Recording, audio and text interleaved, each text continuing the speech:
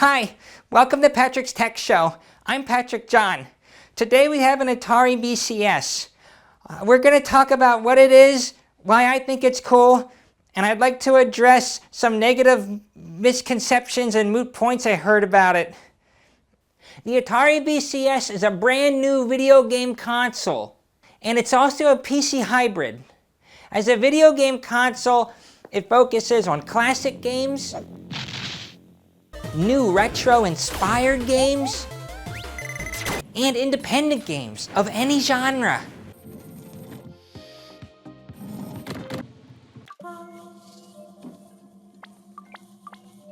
It has two different types of controllers to play these games on.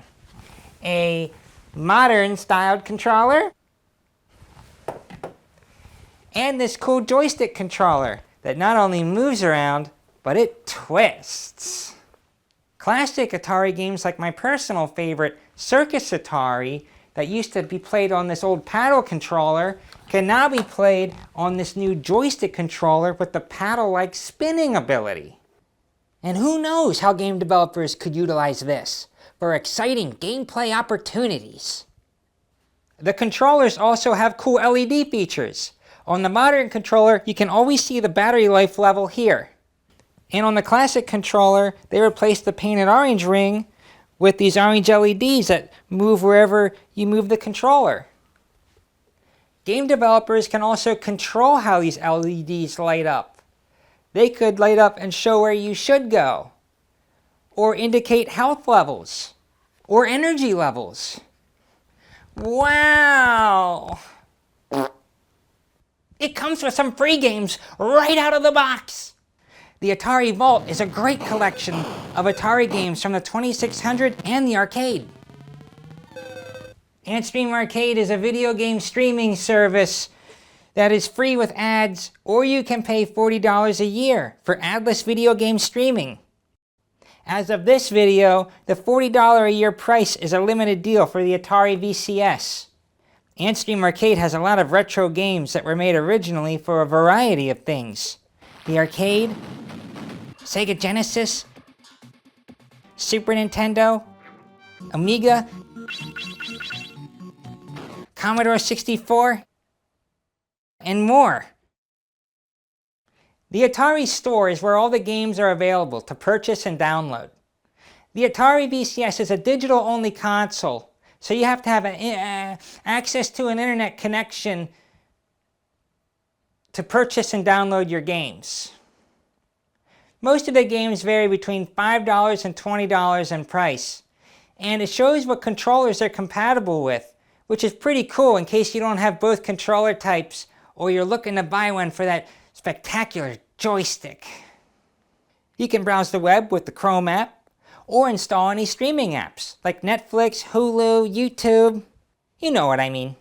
Instead of needing to use a controller to browse Chrome or a streaming app, you can use a mouse or a keyboard, or even more convenient in my opinion, you can use the VCS Companion App on your phone. You can switch to PC mode by turning on the Atari VCS with a bootable USB device with the operating system of your desire. With PC mode, you can play computer games or any computer tasks from the comfort of your couch. The Atari VCS Companion App won't work in PC mode, so if you wish to remain keyboardless or mouseless, you could use an app like Remote Mouse to move your cursor and type. I should also note that the Atari VCS was not really made to play new PC games with high-end graphics. It might still be possible to play them though with reduced graphic settings. There are hardware changes you can do too to help with the performance of computer gaming and the Atari VCS overall. Being a console PC hybrid, they made it easy to see and touch its insides. You can install bigger sized RAM cards and an M.2 solid state drive. You can also access and change the BIOS settings. Even though this is definitely geared around retro and indie games, if you still wish you could play something new and demanding like Cyberpunk 2077, guess what? Good news, you can. As long as you have good internet speeds.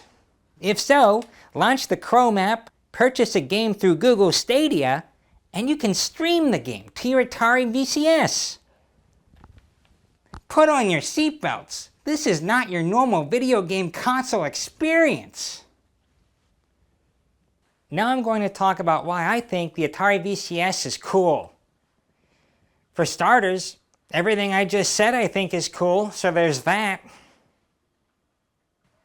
I played a few of the big newer games on PlayStation 4, but I found myself playing games like this the most.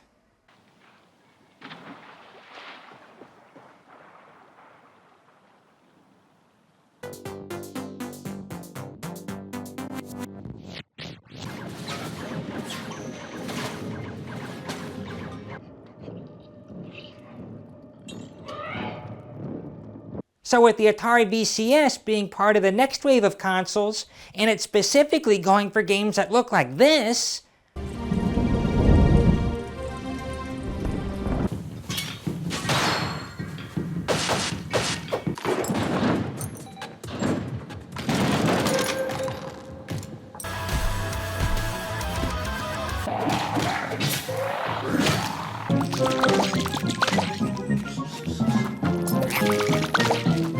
it was a no-brainer for me. I love retro and indie games. I like the artistic chances they take, and in my experience, they challenge my mind and reaction time more. So, something designed to be a home for these games. I like how you can use Antstream Arcade on it and play all these classic games and get a global high score. When I was a kid, if I got a high score on a Sega Genesis game, it meant diddly squat. But now when I play a game I played as a kid, like Dino Land, it actually means something. And it goes on a leaderboard for everyone to see. You see that? That's me. You can't come close. Come and get me. Outside of the Atari VCS games, I have a stockpile of PC games I want to play. The Myst collection, the Monkey Island games. Oh, isn't that cute? StarCraft, Portal. The idea that I can flip back and forth between the Atari VCS games and my Steam collection, that was a big thing for me. Selling point, really. As a PC, it takes up way less space than your average PC. I like how you don't have to pay an extra fee to play games online. And I like the idea of playing brand new games on the classic joystick controller. Now I'm going to share some of the negative comments I heard and address them. You're going to hear me mention the PlayStation 5 a couple of times. I don't have anything against the PlayStation 5. It's just the example I hear the most, so I'm using it here. Why would you pay $400 just for old Atari games? I'm not. The Atari VCS is a brand new system, and as a nice gesture, it came packaged with these classic games. It's a no-brainer because they're known for them. I don't know why this is such a sticking point for so many people. Some video game consoles come with free games. That's what this is. $400 is ridiculous. I'll just buy a PS5 instead. The PS5 digital-only version is $400. Sony is a corporate titan, and they announced in recent history that they take a loss when they sell a console. They can afford this because they have an established fan base, they've had one for a while, and they make their profit from the games they sell. Atari is a super underdog here. The only thing keeping them in the public awareness till now were t-shirts, hats, and reselling their classic games. They couldn't even afford to make their own system relying on Indiegogo. So do you expect them to sell a new console at a loss, selling it cheaper than the PS5? Also, the comparison of what you're paying isn't entirely accurate. Atari's $400 price gets you two $60 controllers. PlayStation 5's $400 price gets you one $70 controller, and as of now, you still have to pay $60 a year to play online. So if you'd never play the PlayStation 5 online, the price comparison is more like $400 versus $470. But if you are going to play online and the PlayStation 5 lasts as long as the PlayStation 4, that's 8 years. So you add $60 for all those 8 years, and that's $480, and you put that on top of the $470, now it's $400 versus $950. And I spent that $950 on the PS4 to play retro and indie games, so Atari's $400 price point doesn't really bother me. On top of that, you could knock $100 off that Atari and get it with no controllers and just play it with your PlayStation or Xbox controllers, if you have any. And you know what? Don't you dare complain about the price when you pay more than that for a phone!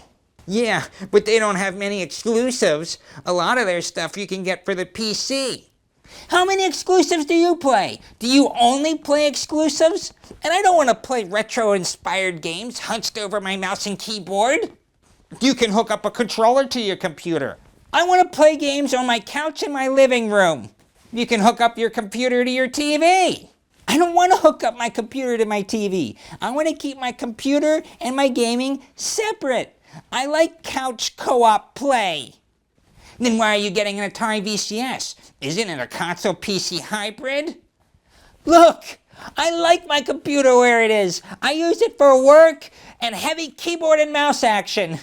The Atari VCS will be used for gaming, Atari VCS games and PC games, with a controller in my hand on my couch! Patrick, what are you doing? You're going to have the whole neighborhood up. Go to bed. And why wouldn't game developers release their games on the Atari VCS and the PC? The Atari VCS is brand spanking new from a company that hasn't had a console since 1996. I think it's understandable for a game developer to release their game on both outlets to increase their odds of success. And because the Atari VCS is a console PC hybrid, is it really that offensive? Well, if you want to play a high-end game like Cyberpunk 2077, you won't be able to. Well, guess what? If I want to play Cyberpunk 2077, I'll go play it on my PC. It's not forbidden. Or, if I want to keep my couch gaming experience going, I'll just stream it through Google Stadia on my Atari VCS. But high-end graphics, they're not a requirement for fun. Nintendo Switch and Wii have proven this. Well, have you got anything else? No? Okay then. Whew. Sorry about that. I got a little fired up there. Well, anyways, there you have it. The Atari VCS. It's a retro and independent gaming console. It's got so much versatility, it's almost overwhelming. Besides the Atari VCS games, it's got controller flexibility, easy browsing with the Chrome app, all kinds of streaming options, and Stream Arcade, PC mode. It's great with Google Stadia, and it's easy to upgrade the hardware. Well, that's all I have to say. I guess I'm gonna go now. But if you watch another one of my videos, you'll see me again. Alright. I gotta get going. See ya.